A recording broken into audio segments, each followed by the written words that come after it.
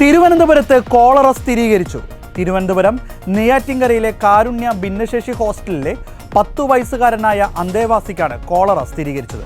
കഴിഞ്ഞ ദിവസം കോളറ ലക്ഷണങ്ങളോടെ ഹോസ്റ്റലിലെ 26-കാരനായ മനു മരിച്ചിരുന്നു. എന്നാൽ മനുവിന് കോളറ സ്ഥിരീകരിക്കാനായിരുന്നില്ല. മനുവിന്റെ സ്രവ സാമ്പിൾ ഉൾപ്പെടെ പരിശോധിക്കാനായിരുന്നുമില്ല. 10 വയസ്സുകാരന് കോളറ സ്ഥിരീകരിച്ചതോടെ ഉറവിടം കണ്ടെത്താനുള്ള പരിശോധനയും ആരോഗ്യവകുപ്പ് ആരംഭിച്ചിട്ടുണ്ട്.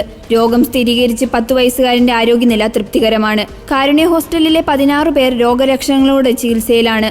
ഇവരുടെ സാമ്പിളുകളും പരിശോധനയ്ക്ക് അയച്ചിട്ടുണ്ട്. സംസ്ഥാനത്ത് 6 മാസത്തിനിടെ 9 പേർക്കാണ് കോളറ സ്ഥിരീകരിച്ചത്. സംസ്ഥാനത്ത് 2017 അവസാന കോളറ മരണം സ്ഥിരീകരിക്കുന്നത്.